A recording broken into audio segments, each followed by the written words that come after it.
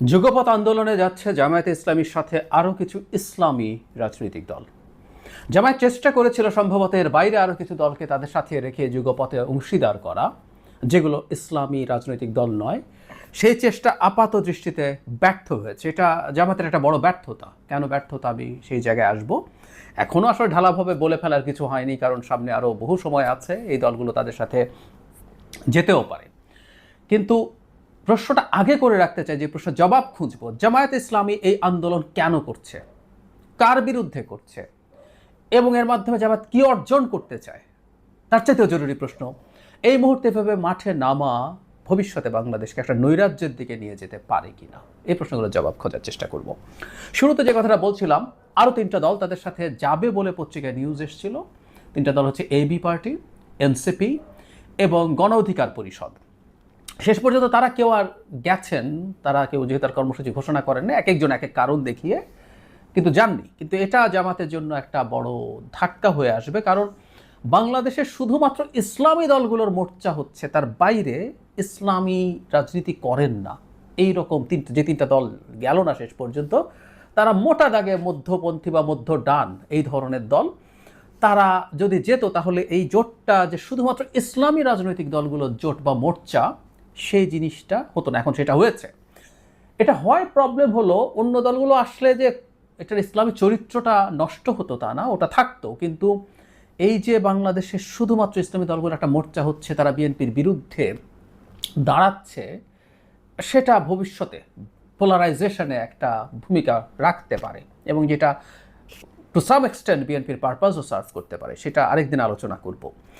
যদিও পাঁচটা ইসলামী দল, যদি এগুলো নির্বাচনী জোট না, কিন্তু আমি মনে করি তাদের এই একত্র হওয়া এবং কর্মসূচি যুগপৎ ঘোষণার মাধ্যমে এক ধরনের ইঙ্গিতও আছে তারা সেরকম কিছু করতে চাইতে পারেন। যাই হোক, জামায়াতে ইসলামী 5 দফা কর্মসূচি ঘোষণা করেছেন। এর মধ্যে হলো জুলাই জাতীয় সনদের ভিত্তিতে ফেব্রুয়ারির নির্বাচন করতে হবে, জাতীয় নির্বাচনে উভয় কক্ষে পিআর পদ্ধতি চালু করতে হবে, অবাধ, সুষ্ঠু ও গ্রহণযোগ্য নির্বাচনের জন্য সবার জন্য লেভেল প্লেইং ফিল্ড নিশ্চিত করতে হবে, ফ্যাসিস্ট সরকারের সব জুলুম, নির্যাতন, গণহত্যা, দুর্নীতির বিচার দৃশ্যমান করতে হবে, এবং স্বৈরাচারের দোসর জাতীয় পার্টি ও 14 দলের কার্যক্রম নিষিদ্ধ করা। 5টা দাবির মধ্যে মানে আমরা প্রাথমিকভাবে আন্দোলন হয় সবসময় সরকারের বিরুদ্ধে বা সরকারকে চাপে ফেলার জন্য, কিন্তু ধরুন জাতীয় পার্টি নিষিদ্ধ করা নিয়ে সরকারকে চাপ দেওয়া যেতে পারে, কারণ সরকার আওয়ামী লীগকে যেভাবে করেছে, জাতীয় পার্টি এবং 14 দলকে বিচারের আওতায় নিল, এবং এক্সিকিউটিভ অর্ডারে সন্ত্রাস দমন আইনে যেটা আওয়ামী লীগে করেছে তার কর্মকাণ্ড বা কার্যাবলী নিষিদ্ধ করতে পারে ওই বিচার শেষ হওয়া পর্যন্ত। এটা সরকারের হাতে আছে। লেভেল প্লেইং ফিল্ডও সরকারের হাতে, সেটা তারা করতে চাইতে পারেন। বিচার ইত্যাদি ইত্যাদি এগুলো সরকারের হাতে। প্রশ্ন হচ্ছে, এগুলোর জন্য সরকারকে চাপ দেওয়া কি জরুরি, বা লেভেল প্লেইং ফিল্ডের জন্য কর্মসূচি ঘোষণা করতে হবে? আসলে লিখতে হয় তাই। এর মধ্যে দুটো আছে যেগুলো আসলে সরকারের কাছেই কোনো দাবি হতে পারে না সেই অর্থে। জুলাই সনদের ভিত্তিতে ফেব্রুয়ারিতে নির্বাচন, আরেকটা হচ্ছে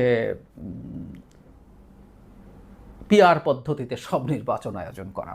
মানে কেন বলছি এগুলোর জন্য, আসলে যে দল বিএনপি, আমরা যদি সরাসরি বলি, এই মুহূর্তে জামায়াতের কম্পিটিশন হচ্ছে বিএনপির সাথে, বিএনপি এবং তার সাথে অ্যালাইন্ড অনেকগুলো দল জামায়াতের মতো করে চিন্তা করছে না। সুতরাং এটা চাইলেই সরকারকে চাপ দিলে সরকার, বিএনপি রাজি না হলেও পিআর পদ্ধতিতে লোয়ার হাউসে ইলেকশন হয়ে যাবে।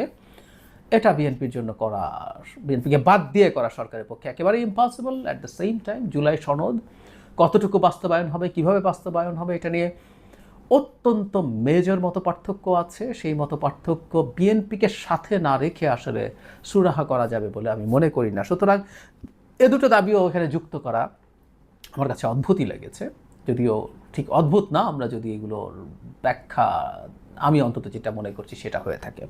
যাই হোক, আসলে সরকারের কাছে জামায়াতের মূল দাবি, বাকিগুলো আসলে এমনি দাবি করা যায়, মূল দাবি আসলে জাতীয় পার্টিকে নিষিদ্ধ করা। কেন জাতীয় পার্টিকে নিষিদ্ধ করতে হবে বহুবার বলেছি, নতুন করে আর বলার কিছু নেই। জামায়াত এই কাজটা আসলে চালিয়ে যাবে। তার সাথে অন্য দলগুলো, যে 3টা দল ইভেন বাইরে আছে, যুগপৎ আন্দোলনে যায়নি, তারাও জাতীয় পার্টি নিষিদ্ধ করার ক্ষেত্রে যদি আরও মেজর আন্দোলন দানা বাঁধে, সেই আন্দোলন দানা বাঁধবে, এটা মোটামুটিভাবে বলা যায়। সেখানে তারা থাকবেন, কারণ এটা এখন একটা গুরুত্বপূর্ণ, মানে একদম গুরুত্বপূর্ণ একটা খেলার একটা মানে খুঁটি হয়ে দাঁড়িয়েছে। জাতীয় পার্টিকে রাখা জামায়াতের জন্য অত্যন্ত রাজনৈতিকভাবে অসুবিধাজনক, আর জাতীয় পার্টি না থাকাটা বিএনপির জন্য রাজনৈতিকভাবে অসুবিধাজনক। যাই হোক, এখন জামায়াত আসলে সরকারকেই করার জন্যই কি শক্তি প্রদর্শন? জামায়াত কী করছে? ঢাকায় সমাবেশ এবং বিক্ষোভ করছে, বিভাগীয় শহরে করছে, জেলা এবং উপজেলায়ও করছে। মানে তারা বেশ, আমরা কথ্য ভাষায় বলি যে শোডাউন রাজনীতিতে, সে শোডাউন করছে। শোডাউন করে কাকে দেখাচ্ছেন, কি দেখাচ্ছেন, কেন দেখাচ্ছেন?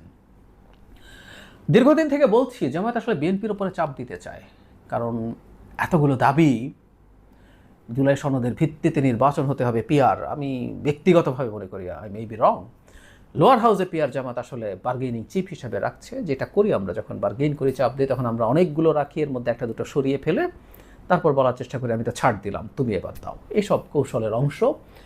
জামাত নিজেও লোয়ার হাউসে পিআর এবার আসলে খুব বেশি মিন করছে তা না, কিন্তু এটা বলার মাধ্যমে তারা আসলে চাপ তৈরি করতে চাইছে বিএনপির ওপরেই। তার কাছে আরও কিছু চাইতে পারে, এবং সবচেয়ে বড় কথা যেটা বারবার বলছি, যে নির্বাচনে যাব না ধরনের আওয়াজ তুলে বিএনপিকে নার্ভাস করে দেওয়ার চেষ্টা, প্রোভাইডেড জাতীয় পার্টিকে নিষিদ্ধ করা গেল, সেইটা যদি করা যায় তাহলে নার্ভাস করে দেওয়া যাবে। এবং বিএনপির কাছ থেকে তারা লেভারেজ চাইছেন, অনেক রকম আলাপ আলোচনা আছে, যেটা যদি শেষ পর্যন্ত ঘটে তাহলে এটা একদম একটা আমিরামি নির্বাচন হয়ে দাঁড়াবে। বিএনপি ছেড়ে টেড়ে সবাইকে পার্লামেন্টে নিবে, একটা পার্টিসিপেটরি পার্লামেন্ট দেখা যাবে। সরকারে যাকে তো বিএনপি নেবে বলছিল সেরকমভাবে পার্লামেন্টে নেওয়া, এটা যদি হয়, এটা আমার কাছে ব্যক্তিগতভাবে মনে হয় এটা কোনোভাবেই আসলে অ্যাকসেপ্টেবল কিছু না। কোনো দল রাজনীতিতে যতটা সিটি পাক না কেন, তার রাজনীতি নষ্ট হয়ে যায় না, তার রাজনীতি তার করে যাওয়া উচিত। এবং আগামী সরকার যদি ধরে নিচ্ছে বিএনপিও হয়ে থাকে, তার অনেক রকম সংকট থাকবে, সে অনেক রকম মিসম্যানেজ করবে, বিভিন্ন জায়গায় গভর্নেন্সে প্রবলেম হবে, করাপশন থাকবে, তার দলের লোকজন বিভিন্ন জায়গায় নানা রকম অনিয়মের সাথে জড়াবে, সেগুলো নিয়ে রাজনীতি করে ভবিষ্যতে ভালো করতেই পারেন তারা। অবশ্য পাল্টা একটা কথা বলাই যায়, তারা আবার নির্বাচনে তো আসলে যেভাবে তাদের বডি ল্যাঙ্গুয়েজ তারা এত ভালো করেছেন, বিএনপি এত খারাপ, তারা জাকসুতে ভালো করেছেন, দেশের সবচেয়ে সচেতন স্টুডেন্টরা, ভোটাররাই জামায়াতকে ভোট দিয়ে দেয়, তাহলে তো নির্বাচন করলে তাদের ভালো করে ফেলতে পারার কথা ছিল।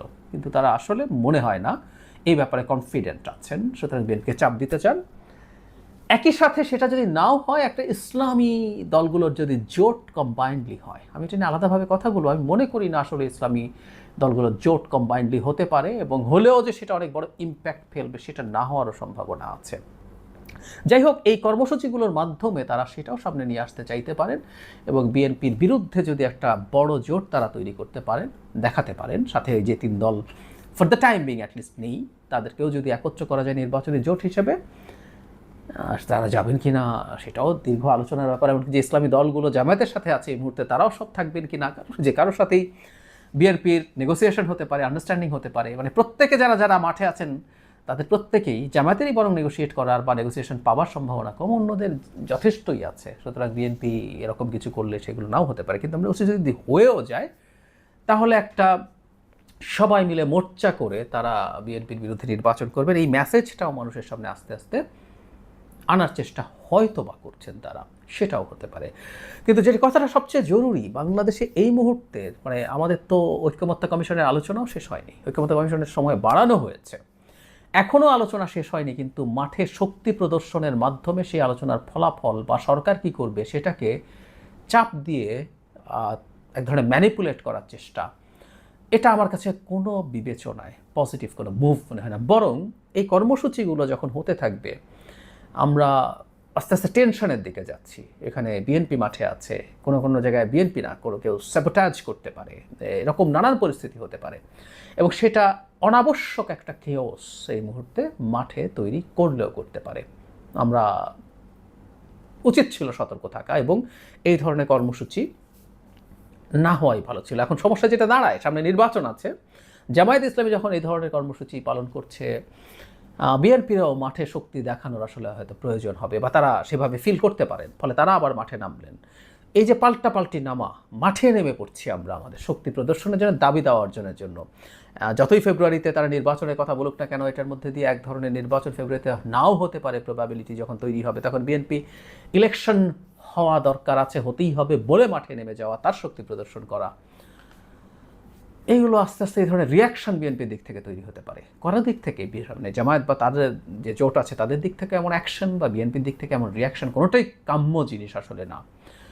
কিন্তু এই আন্দোলনটা ডাকার মাধ্যমে, যেটা আমার কাছে অত্যন্ত প্রিম্যাচিওর আন্দোলন মনে হয়, এখনও যথেষ্ট সময় বাকি আছে, আলোচনার মাধ্যমে সব শেষ হতে পারত, কিন্তু এটা করার মাধ্যমে তারা যে অনাস্থা দেখালেন, তারা মানুষের সামনে যে ধরনের ইমেজ তৈরির চেষ্টা করলেন, সেটা আসলে সংঘাতকে উস্কে দিয়ে দেশে এক ধরনের নৈরাজ্য তৈরি করার প্রবাবিলিটি তৈরি করছে। এবং কে না জানে, বহুবার বলা হয়েছে, কোথাও না কোথাও কোনো না কোনো ক্ষেত্রে কিছুটাও যদি সংঘাতের পরিস্থিতি তৈরি হয় বিবাদমান দলগুলোর মধ্যে, মানে যারা শেখ হাসিনার বিপক্ষে আছেন, তার মধ্যে অনিবার্যভাবেই আওয়ামী লীগ ঢুকে যাবে, তাদের টাকা ঢুকে যাবে, ভারতের গোয়েন্দা সংস্থা ঢুকে যাবে। সুতরাং এই ব্যাপারগুলোর, এই ধরনের কর্মসূচিগুলো খুবই জরুরি না হলে আসলে সতর্কভাবেই করা উচিত, কারণ এটা শুধু ঢাকায় একটার করে একেবারে জেলা উপজেলা পর্যন্ত ছড়িয়ে পড়ছে। এই ব্যাপারে আসলে আমার কাছে মনে হয় তাদের সতর্ক থাকা উচিত ছিল, এবং আবারও বলছি, যতটা সম্ভব আলোচনার মাধ্যমে মাঠে এই কাজগুলো যতটা অ্যাভয়েড করা যায় ততই ভালো ছিল। কিন্তু দুর্ভাগ্যজনকভাবে জামায়াত এবং আরও কয়েকটা ইসলামিক দল, এর মধ্যে ইসলামী আন্দোলন আছে, খেলাফত মজলিসের সম্ভবত দুটো ভাগ আছে, তারা আছেন, নেজামি ইসলামী আছেন, তারা এই কাজটা করলেন। ফাইনালি যেটা বলতে চাই, অন্তত এটা ওই দিক পর্যন্ত না গড়াক যে নির্বাচন পিছিয়ে যেতে হবে, নির্বাচন বানচাল করতে হবে, সেটা যদি চাপ প্রয়োগের মাধ্যমে খানিকটা ল্যাভারেজ বিএনপির কাছ থেকে পাওয়ার চেষ্টাও হয়ে থাকে, সরকারের কাছ থেকেও পাওয়ার চেষ্টা হয়ে থাকে, ওটুকু পর্যন্ত হয়তো আমরা ছাড় দেবো। এর বেশি কিছু যাতে কোনোভাবে না হয়, নাহলে এটা আমাদের জন্য ডিজাস্টার তৈরি করবে।